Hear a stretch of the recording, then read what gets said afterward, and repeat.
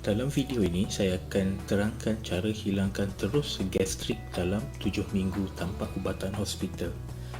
Video ini bakal membuka mata anda tentang cara unik tapi berkesan untuk hilangkan terus gastrik selama-lamanya secara semula jadi tanpa ubat hospital. Walaupun ia nampak macam indah khabar dari rupa, tapi ia sudah dilakukan ratusan ribu orang serata dunia.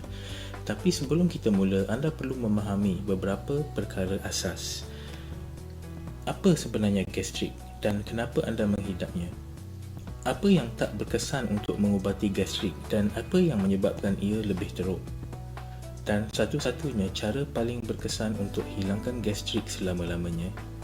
Jika anda tonton video ini sampai habis, anda boleh hilangkan terus penyakit gastrik dalam 30 hingga 60 hari, mengelakkan sakit ulu hati atau heartburn 2 jam dari sekarang, menghilangkan rasa sakit dada dan terbakar di dada, menghindarkan kembung perut, angin dan sendawa, mendapat tidur yang lebih lena tanpa kesesakan di perut dan dada, minda yang lebih fokus, badan kurang letih dan rasa lebih sihat, dan mengurangkan risiko kanser serta jimat duit dari ubat-ubatan hospital. Apa yang anda bakal belajar sekejap lagi terbukti melalui kajian klinikal.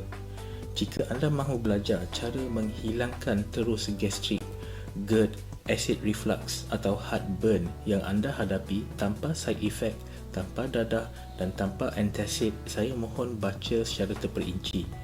Hakikatnya 95% pesakit gastrik yang mengambil ubat hospital hanya melegakan gastrik sementara saja.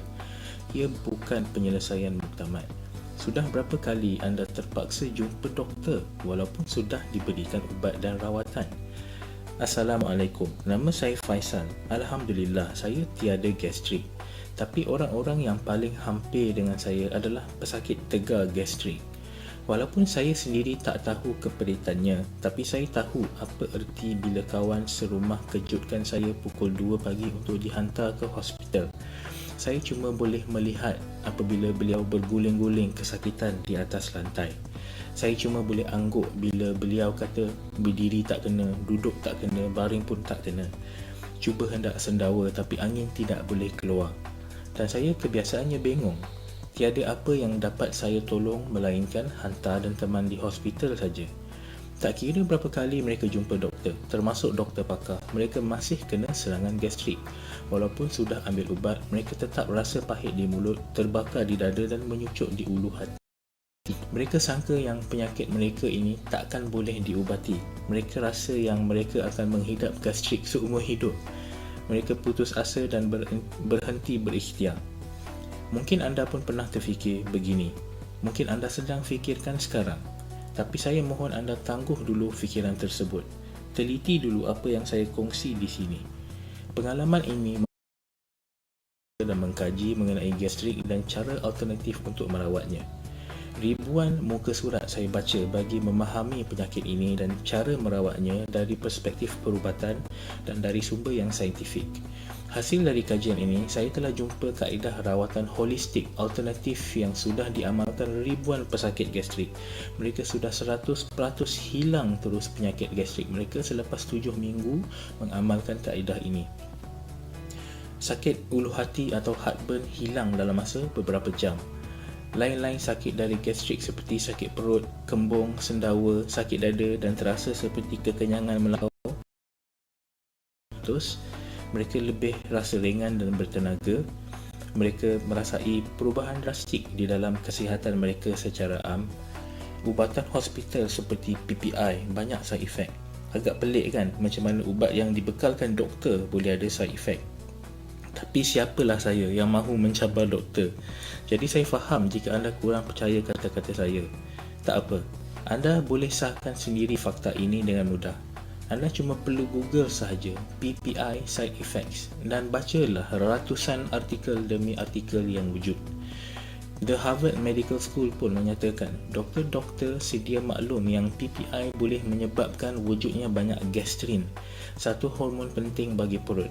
Terlalu banyak gastrin boleh menyebabkan perut mengeluarkan lebih banyak asid jika ubat PPI berhenti diambil. Ini bermaksud ubat PPI perlu dimakan jangka masa panjang, jika tidak gastrik akan lebih teruk. Antacid juga ada side effect.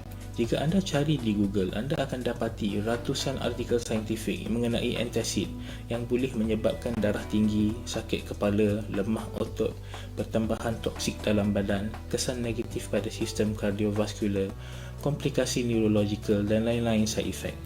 Ubatan yang bertujuan merawat sakit ulu hati atau heartburn boleh mengganggu keseimbangan dalam badan, fungsi hati, menambah toksin badan dan merendahkan metabolisme badan. Benar, ubatan hospital membantu. Ia boleh melegakan simptom-simptom sangat khusus, tapi ia tidak mengubati secara total. Ia bukan penyelesaian jangka masa panjang.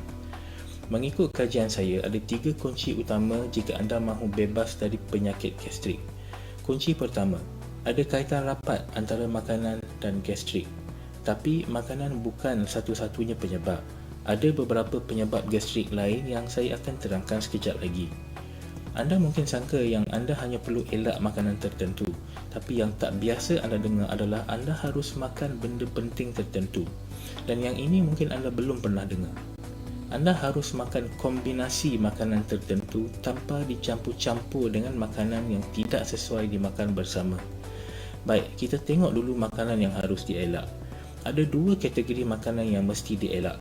Produk tenusu, laktosa kecuali susu kambing. Manusia adalah satu-satunya spesies yang minum susu hasil daripada spesies lain. Kita tidak boleh hadam susu dengan baik selepas berusia 7 tahun. Kita bukan seperti anak lembu yang minum susu ibunya. Susu juga bersifat asid. Ia boleh tambah risiko acid reflux. Fruktosa atau gula yang banyak terdapat dalam minuman tin boleh menyebabkan kembung, angin, cirit-birit, sakit-sakit badan. Kunci kedua, gastrik bukan masalah dengan perut dan esophagus anda semata-mata. Ia satu petanda yang badan anda kurang sihat. Anda mungkin kurang keperluan tertentu dan terlebih toksin tertentu. Badan anda sedang berbicara dengan anda. Ia mengeluarkan petanda-petanda tersebut dalam bentuk gastrik untuk menyatakan yang badan anda tak sihat. Jika anda pernah melihat sukan tinju, seringkali salah seorang akan terkena knockout dalam dan pitam. Ini kerana badannya sudah tak boleh tahan lagi menerima pukulan demi pukulan. Tapi peninju tak mahu dengar kata badan dan teruskan bertinju.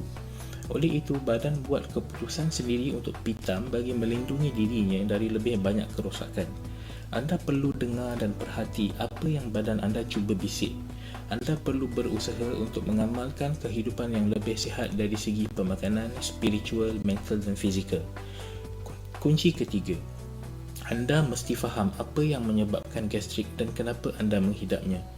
Ada 4 faktor utama penyebab gastrik. Pertama, pemilihan pemakanan. Apa yang anda makan boleh menyebabkan gastrik. Kedua, pembiakan Candida albicans yang berlebihan di usus.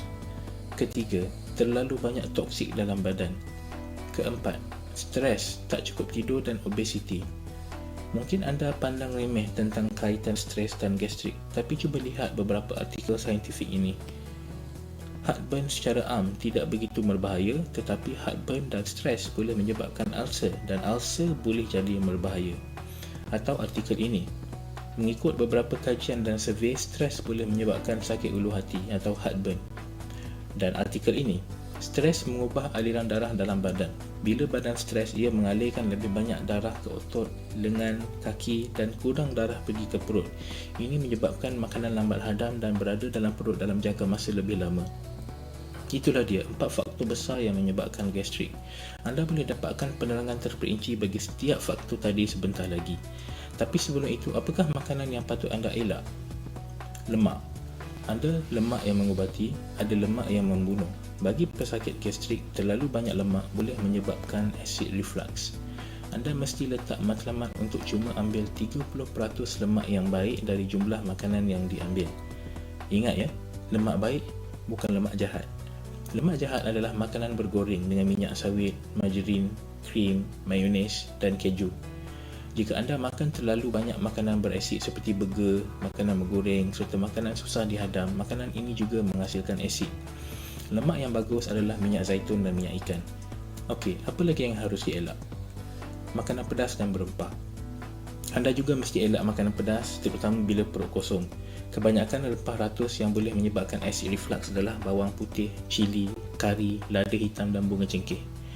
Lagi, gula. Gula dalam manisan, dessert, air tin, roti akan jadi pemakanan pada bakteria Candida albicans yang ada dalam usus. Ini menyebabkan bakteria tersebut menghasilkan gas dalam usus yang akan melambung naik dan menolak asid dalam perut anda ke atas. Ada banyak lagi senarai makanan yang mesti dielak, tapi kita kesentukan masa. Jadi saya teruskan dengan makanan yang mesti dimakan. Apa pula makanan yang mesti dimakan?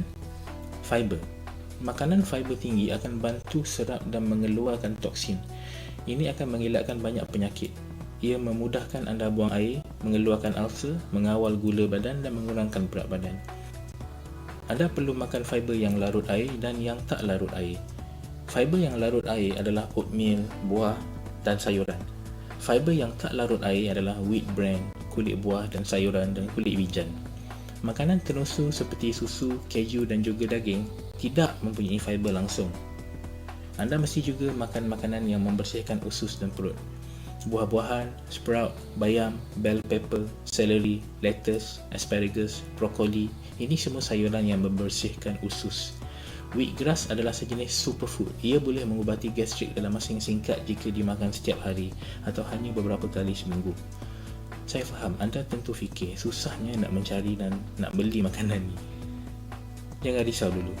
Sebentar lagi saya akan terangkan di mana anda boleh dapatkannya dengan mudah dan cepat, dan boleh didapati di seluruh Malaysia, tak kira anda berada di mana. Saya akui tak masuk akal kita nak beli setiap satu dari bahan makanan yang amat sukar dicari ini. Oleh itu saya mengesyorkan kesemua superfood ini digabungkan, diambil dalam bentuk lebih mudah di dalam satu sachet. Produk ini namanya Alkalizing Green Plus, singkatnya AGP. Ia keluaran Bumiputra Islam yang sudah lebih 20 tahun beroperasi. FA Herbs sudah dalam lingkungan 20 tahun berpengalaman dalam bidang kesihatan dan kecantikan berasaskan herba dan alam semula jadi. Mereka bukan saja diberi amanah untuk mengeluarkan beberapa produk bagi syarikat ternama seperti Amway dan Causeway, tetapi juga dianugerahkan sijil SIRIM, JAKIM, ISO, UKAS dan pelbagai lagi anugerah kerana mereka hanya menggunakan bahan bermutu dengan piawaian tinggi dan selamat diambil. AGP tiada gula, sangat tinggi dengan fiber, rasanya segar dan tidak muak. Ia tiada bahan pengawet, ia punyai bahan super antioksidan, ia juga punyai prebiotik dan probiotik. Ia juga mempunyai CoQ10 yang larut dalam air, satu bahan yang mahal tapi berkesan, bagus bagi yang ada masalah darah tinggi atau jantung. AGP juga penuh dengan mineral beralkali, mempunyai bukan satu tapi banyak superfood organik yang telah disahkan. Ia juga mengandungi 15 sumber sayuran hijau yang padat dengan nutrien, tinggi dalam kalsium dan magnesium supaya ia cepat diproses dan diserap. Ia punyai barley grass dan wheatgrass, makanan yang amat beralkali untuk mengimbangi badan berasid terutama jika gastrik. Banyak kajian menunjukkan barley grass juga boleh mengurangkan berat badan, menurunkan kolesterol, malah mengurangkan kanser. Ia juga mengandungi bayam, bijan, flaxseed, spirulina organik, artichoke, apple patin, ekstrak aloe vera, kale, asparagus, brokoli, parsley, alfalfa organik, green tea, chlorella organik dan banyak lagi makanan lain yang bertujuan untuk menjadikan badan anda lebih beralkali untuk mengelakkan pelbagai jenis penyakit terutamanya gastrik dan GERD. Harganya RM130 sekotak termasuk pos. Setiap kotak mempunyai 20 sachet. Anda mesti makan satu sachet setiap hari, bermaksud satu kotak akan tahan 20 hari. Sebagai bonus, jika anda cuba Alkaline Green Plus hari ini, saya akan hadiahkan satu panduan survival kit bagi pesakit gastrik yang telah saya tulis secara berasingan. Ia akan di-email setiap hari dalam bentuk nota-nota padat ringkas yang mudah difaham dan dibaca setiap hari. Nota dalam email ini akan membincangkan topik ini jauh lebih terperinci berbanding video ini, masa mencemburui kita dalam video ini.